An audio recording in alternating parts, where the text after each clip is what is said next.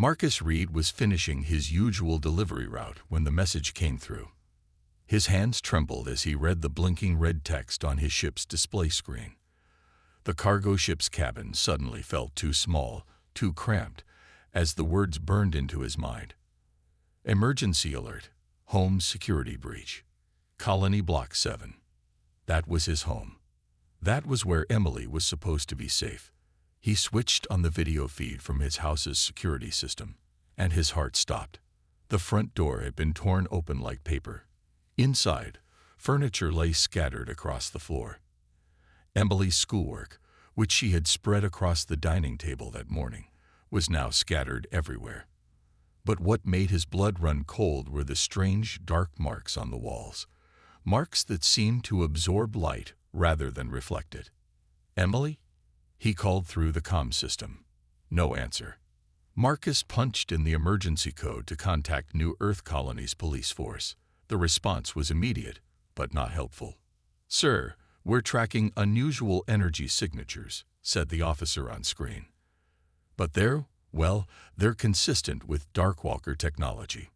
Marcus felt his stomach drop. Everyone knew about the Darkwalkers. They were the bogeymen of space, collectors of specimens, as they called them. But they were supposed to be just stories, warnings told to keep people from wandering too far into unknown space. "What do you mean, Darkwalkers?" Marcus's voice was surprisingly steady despite the fear gripping his chest. "They're supposed to be myths." The officer looked uncomfortable. "Sir, we've had reports over the past few years. They take people, usually young ones. We don't know why, and we don't know where they go." "Then what good are you?" Marcus slammed his fist on the console, making the officer's image shake. "My daughter is missing." "Sir, this is beyond our jurisdiction. Once they leave our solar system." Marcus cut the transmission. He didn't need to hear more excuses. 15 years as a space marine before becoming a merchant had taught him one thing: if you want something done right, do it yourself. He pulled up his ship's sensor readings. The Darkwalkers might be advanced, but everything in space left a trace. There, a faint quantum disturbance, like a ripple in space-time. His old military training kicked in as he recognized the pattern. It was similar to the wake left by stealth ships he used to track. Marcus opened a hidden panel under his pilot's seat. Inside lay a small box with military-grade tracking equipment, not exactly legal for civilian use, but he had never fully trusted peaceful space. His fingers flew over the controls, calibrating the sensors to follow the quantum trace. A map of the local star systems appeared on his screen. The trace was faint but clear, leading away from New Earth Colony toward the outer regions, toward the places where maps started showing blank spaces and warning markers. Marcus thought about Emily. She was 16 now, smart as a whip and twice as determined. She had her mother's bright red hair and his own stubborn chin. Just that morning, she had been complaining about her advanced physics homework, her face scrunched up in that familiar way when she was tackling a tough problem. "I'm coming, kid," he whispered, already plotting a course that would follow the trace. "Whatever it takes." He sent a quick message to his shipping company. "Family emergency. Contract suspended." Then he began powering up systems that his ship wasn't supposed to have. Weapon controls, military-grade shields, and stealth capabilities he'd kept hidden for years. The cargo ship's engines hummed to life with more power than any regular merchant vessel should have. As he accelerated out of the colony's space lanes, Marcus's mind was already racing through old combat protocols and contingency plans. They had taken his daughter. These Darkwalkers, these shadows that haunted the edges of known space, had made a terrible mistake. They didn't know who they were dealing with. They didn't know that before he was a simple merchant, Marcus Reed had been one of the best tactical officers in the Earth Space Marines. And they were about to learn why taking a Marine's daughter was a very, very bad idea. Marcus's ship cut through space like a knife, following the fading quantum trail. He had stripped out most of the cargo holds, replacing them with extra fuel cells and power systems. His ship wasn't pretty anymore, but it was fast. And right now, fast was all that mattered. The quantum trace was getting stronger. Whatever stealth technology the Darkwalkers use, they couldn't hide the ripples they left in space-time. It was like following footprints in snow, if the snow was made of twisted physics and broken reality. His ship's computer beeped with an incoming message. Marcus almost ignored it until he saw the sender code, an old military frequency he hadn't seen in years.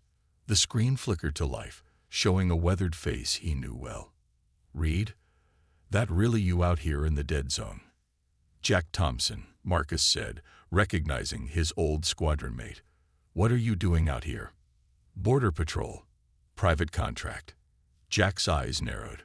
"But you're supposed to be hauling cargo near Earth colony. What's got you burning fuel like a madman in restricted space?" Marcus hesitated only a moment. "They took Emily. The Darkwalkers." Jack's face went pale. "Ah, hell. Marcus, your little girl." He ran a hand through his gray hair. "Listen, there's something you should know. We've been tracking weird signals out here. Really weird. Old signals." "What kind of old?" "Ancient. Like pre-human civilization old." Jack looked over his shoulder before continuing. "There's rumors about a race that fought the Darkwalkers once. Beat them so bad they ran away and hid in the dark spaces between stars." Marcus leaned forward. "What happened to them?" "Nobody knows, but their tech still shows up sometimes. Pieces of it. And word is, there's a whole planet of their stuff out in the quarantine zone." Jack tapped something on his console. "Sending you the coordinates now." "But Marcus, that zone's quarantined for a reason. Ships go in, they don't come out." "My daughter's out there, Jack. I'm going in whether it's quarantined or not." Jack nodded slowly. "Yeah, figured you'd say that. Look, I'm sending you some sensor data too. Might help you avoid the worst parts. And Marcus, that ship of yours isn't exactly up to military specs anymore." Marcus pressed a button, revealing the weapon systems he'd kept hidden. Jack whistled low. Well, still full of surprises, aren't you? Good. You're gonna need every trick you've got." Jack's image started to break up.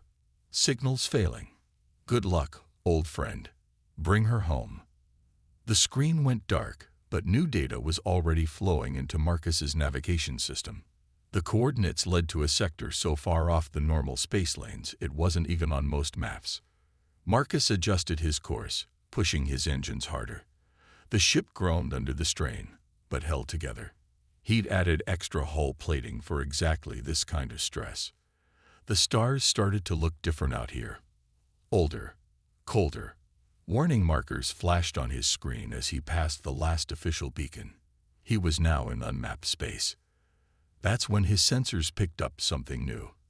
A massive debris field stretched out before him, filled with the broken husks of ancient ships. Some were huge, bigger than anything humanity had ever built. All of them showed signs of incredible battle damage. As he carefully navigated through the field, his scanners revealed more details. These ships weren't all from the same civilization. Some were clearly Darkwalker design, all angles and shadow stuff, but others were different, elegant, powerful. These were the remains of an ancient war, preserved in the vacuum of space. Marcus checked his quantum trace readings. The trail led straight through the debris field, toward a dark spot where the stars seemed to dim, toward the coordinates Jack had sent him. "Hold on, Emily," he muttered, gripping his controls tighter. "Dad's learning some interesting things about your kidnappers, and I've got a feeling we're about to learn a lot more."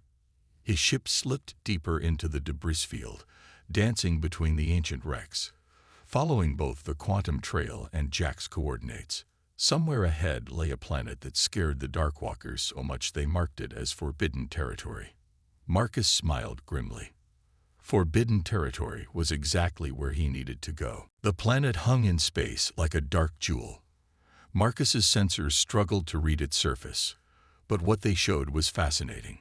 Vast cities stretched across entire continents, their metal spires reaching toward the sky. But nothing moved. Nothing lived.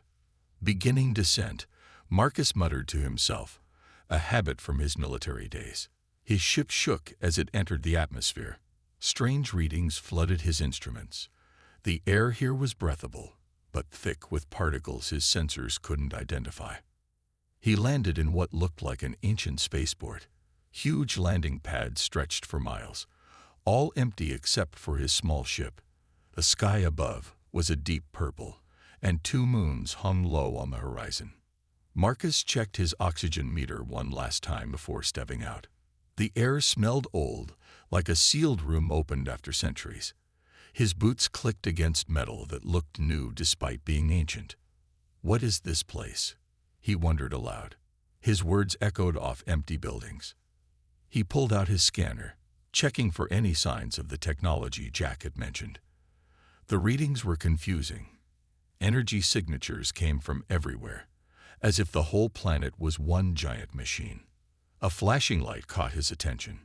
It came from a building larger than the others, its entrance marked with symbols that seemed to shift and change as he looked at them. Marcus approached carefully, his old combat training keeping him alert for any threats. The entrance opened automatically as he got closer. Inside, soft lights flickered to life, illuminating a massive hall. The walls were covered in displays showing star maps and battle plans, but what caught Marcus's attention was the statue in the center. It showed a warrior in armor unlike anything he'd ever seen. The armor seemed to flow like liquid metal, covered in patterns that glowed faintly even in statue form. Around the base were more of those shifting symbols. As Marcus stepped closer, something unexpected happened. The symbols began to glow brighter, and a beam of light shot out, scanning him from head to toe. A voice spoke, not in sound but directly in his mind. Combat experience detected. Protective instinct confirmed. Potential match found. The floor beneath the statue began to move, revealing a hidden chamber. Marcus drew his weapon, but something told him he wouldn't need it. He descended the revealed stairs, following lights that activated with each step. The chamber below was smaller but filled with technology that hummed with power. And there, suspended in a field of energy, was a suit of armor exactly like the one from the statue above. "Approach, Protector," the voice in his mind said. "Your purpose aligns with our directive. To defend, to protect, to save those taken by the Shadow Ones." Marcus walked closer to the armor.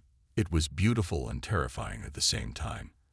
As he got near, the energy field disappeared. The armor separated, opening like a flower. "Your quest is known to us," the voice continued. "The Shadow Ones have returned to their old ways.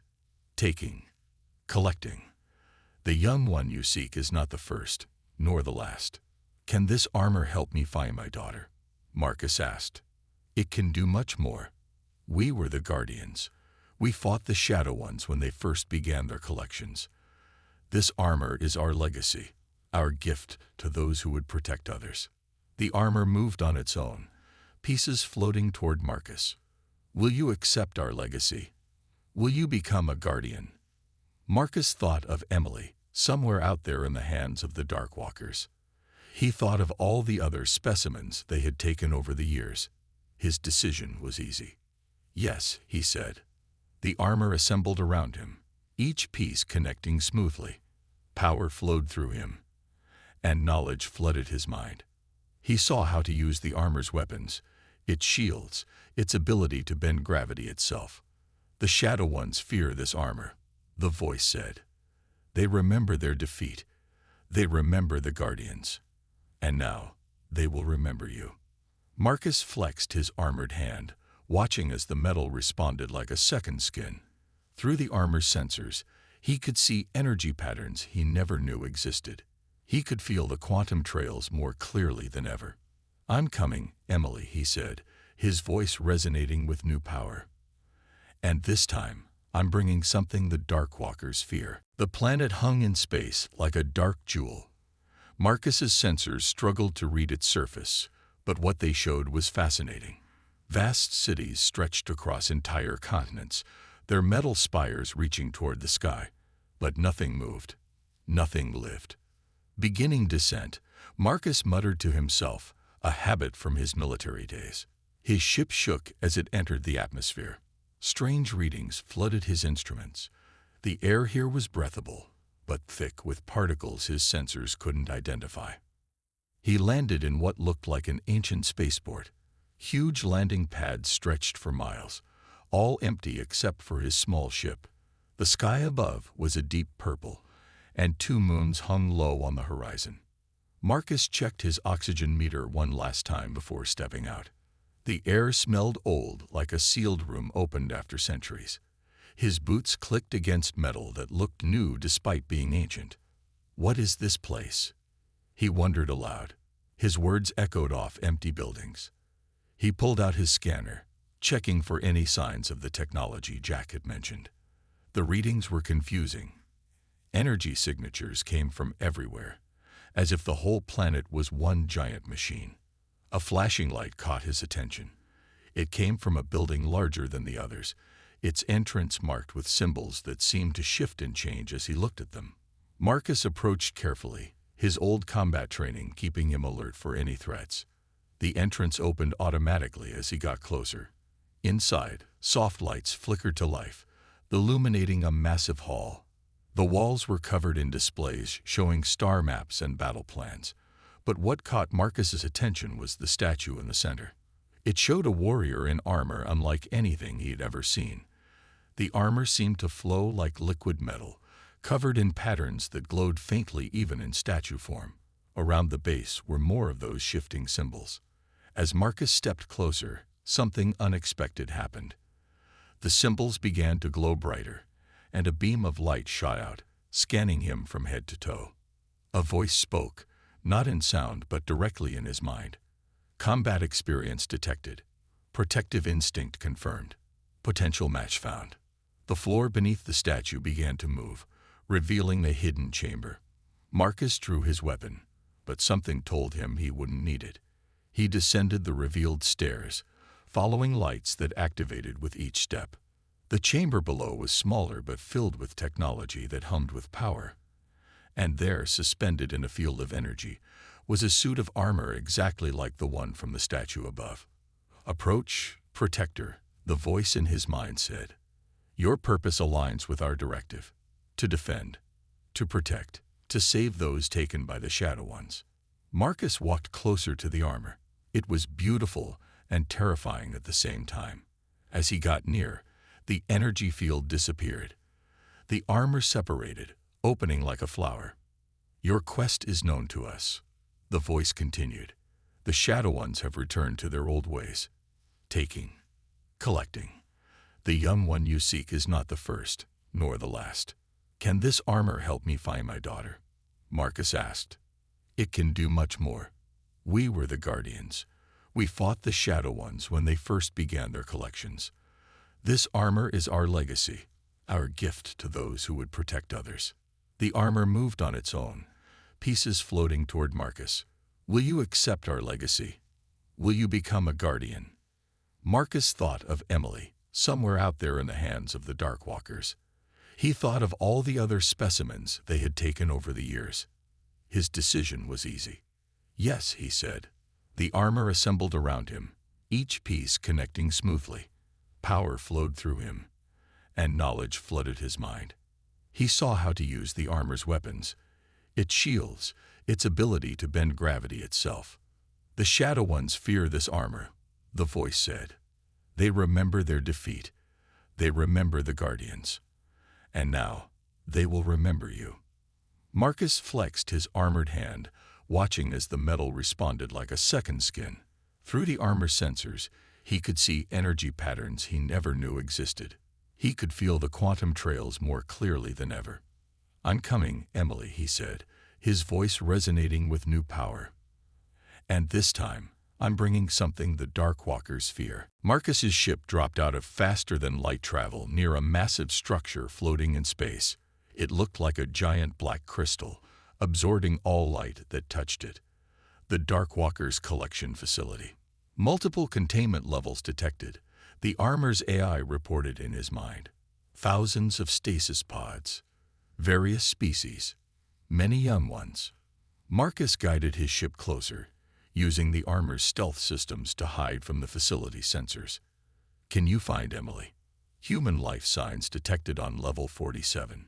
Young female. DNA pattern matching your genetic code. His heart leaped. She was alive. But as his sensors scanned the facility, he felt sick. There were so many others, children from dozens of species, all kept in pods like specimens in a collection. Warning, the AI said. Shadow 1 patrols detected. They have improved their security since our time. Marcus watched as dark shapes moved across the facility's surface. They looked like pieces of living darkness, flowing from one spot to another. The Darkwalkers in their true form. Then we'll have to be clever, Marcus said. He piloted his ship to a maintenance dock, one the armor's systems said was rarely used. The armor adapted as he stepped out into space, its force field keeping him safe in the vacuum. He moved across the facility's surface like a spider, the armor's gravity controls letting him walk on the black crystal walls.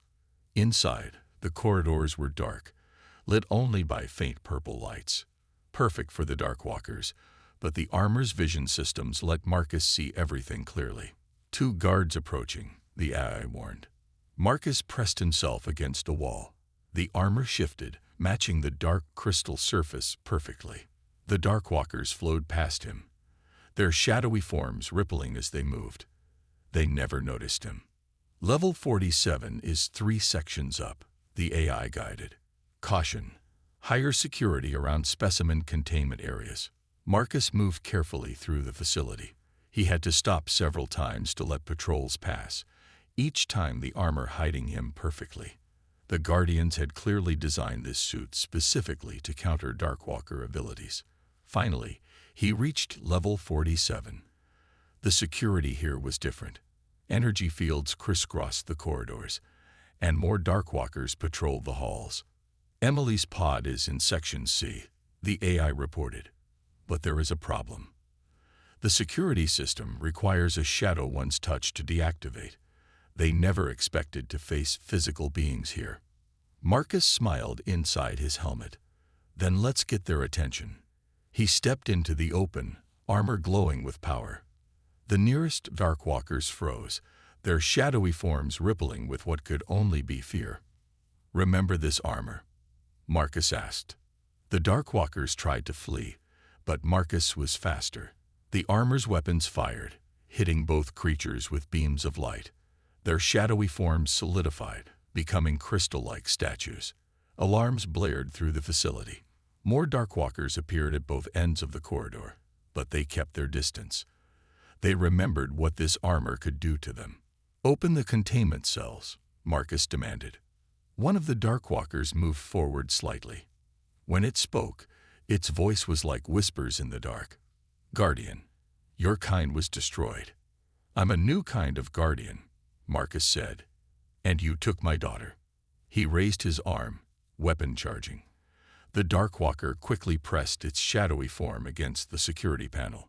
The energy fields disappeared. The containment room was huge.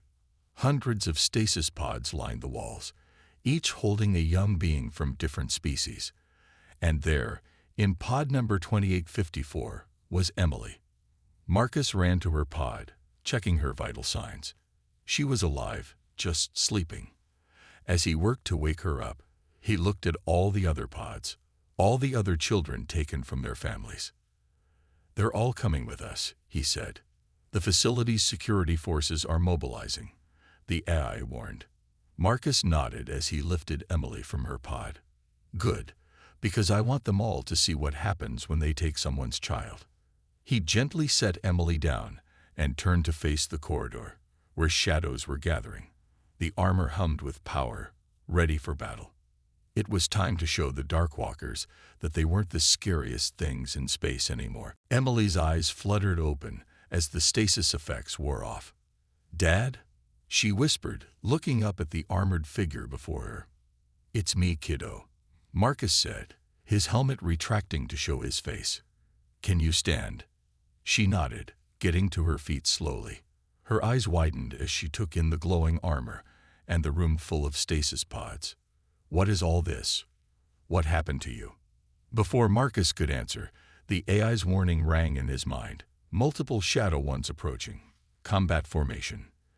The shadows in the doorway grew darker, more solid. Dozens of Darkwalkers were gathering, their forms twisting with anger and fear. Emily, Marcus said quickly, I need your help. There are hundreds of kids in these pods. We're going to save them all, but I need you to help coordinate them once they're awake. Can you do that? Emily stood straighter, her mother's determination showing in her eyes. Yes. Tell me what to do. Marcus touched the nearest pod's control panel. The armor systems connected to the facility's computers, beginning a mass awakening sequence. The armor's eye will guide you. Get them to the emergency shuttles on level 45. I'll keep the Darkwalkers busy. Guardian, one of the Darkwalkers called out, its voice like ice cracking. You cannot take our collection. The specimens are vital. Marcus turned to face them, his helmet closing again. They're not specimens, they're children. His weapons charged with a high-pitched whine. And you should have learned your lesson the first time. The Darkwalkers attacked as one, a wave of living shadow rushing toward him. But the armor was ready. Energy beams fired in rapid succession, turning shadows to crystal wherever they hit. Marcus moved with impossible speed, the armor enhancing every motion. Behind him, pods were opening. Emily was already organizing the freed children, older ones helping younger ones. The armor's AI was translating for all of them, turning chaos into order. Dad, Emily called out. The emergency shuttles are locked down. Marcus didn't turn around as he fought. Armor, give Emily access to your systems. Full control of the facility's computers. Information flooded into Emily's mind, just as it had for her father. Her eyes lit up with understanding. Got it. Working on the shuttles now. More Darkwalkers poured in from other levels, but they found themselves facing a nightmare from their species past. Marcus was everywhere at once, the armor's gravity controls letting him fight on walls and ceiling. Each shot from his weapons found its mark. Each movement flowed into the next. You cannot stop us all, a Darkwalker hissed. We are Legion. He's not alone anymore. Emily's voice rang out. The facility's lights suddenly blazed to full power, making the shadows retreat. She had hacked the environmental controls. The freed children were moving in organized groups now, heading for the shuttle bays Emily had unlocked. Older ones carried younger ones, species helping species, all united by their shared captivity and newfound freedom. Marcus created a bottleneck at the main corridor, holding off waves of Darkwalkers. The armor's power levels remained strong. It had been designed for exactly this kind of sustained battle. Shuttles are ready, Emily called out. All routes cleared to the bay. Go, Marcus ordered. Lead them out. I'll be right behind you. Emily hesitated for just a moment. Promise. Promise, kiddo. Now run. As Emily led the evacuation, Marcus prepared for his final push. The armor's eye spoke in his mind. Like old times, the Guardians would be proud.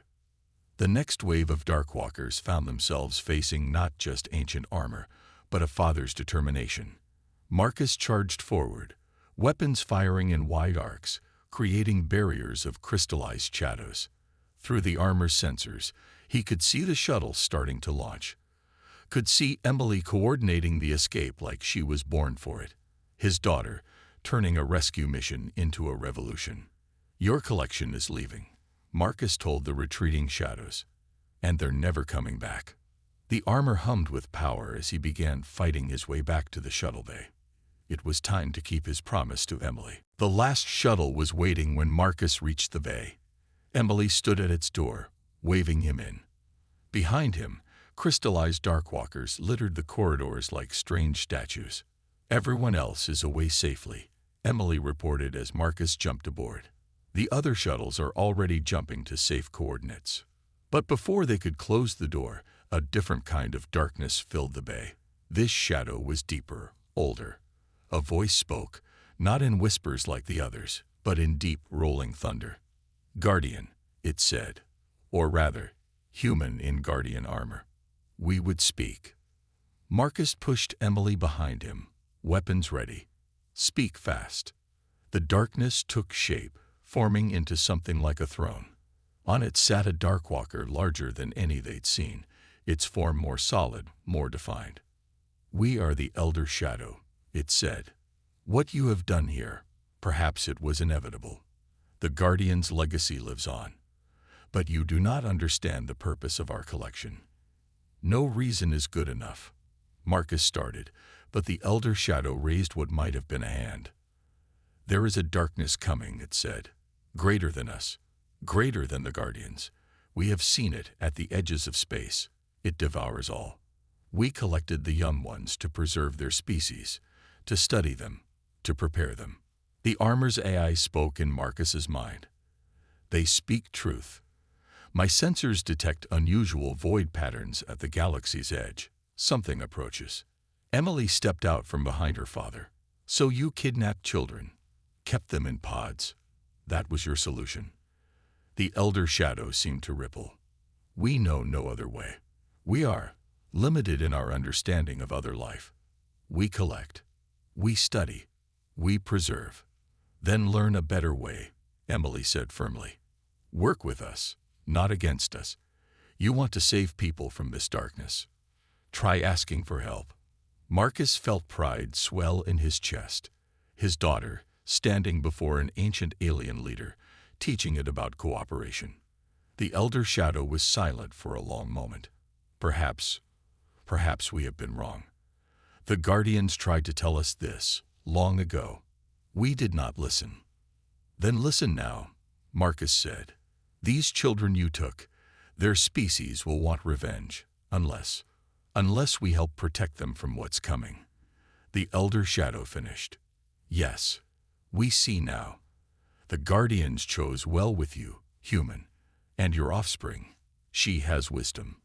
Emily smiled. "I get it from my dad." The Elder Shadow rose. "We will release all our collections across all facilities. We will share what we know of the coming darkness. But we ask one thing in return." "What's that?" Marcus asked, still wary. "Let us learn from you, not as collectors, but as allies. The Guardian armor chose you. Perhaps it is time we remembered why we once feared and respected the Guardians." The armor's eye spoke again, a new way, different from our time, but perhaps better. Marcus looked at Emily, who nodded. He turned back to the Elder Shadow. "We'll need to contact Earth, organize a proper meeting with all species involved. No more hiding in shadows." "Agreed," the Elder Shadow said. "The time of collection is over. The time of cooperation begins." As they flew away from the facility in their shuttle, Emily sat next to her father, watching the stars. "So, that armor, it's pretty cool." Marcus laughed. "Want to help me figure out how to explain this to your mother?" "Oh, that's easy," Emily grinned. "Just tell her you found a way to protect every kid in the galaxy. She'll understand." The armor hummed softly, its power steady and sure. Through its sensors, Marcus could see the other shuttles, carrying children back to their homes. He could see the Darkwalker facility, its crystal surface now glowing with regular lights, no longer hidden in shadow. And far away at the edge of the galaxy, he could see what had scared the Darkwalkers so badly they turned to kidnapping to try to save people. But that was a problem for another day. For now, he had his daughter back. He had a new purpose. And somewhere out there, other parents were about to get their children back too. Sometimes, Marcus thought, the best way to fight darkness wasn't with more darkness. Sometimes you just needed a father's love, a daughter's wisdom, and a little help from some ancient armor.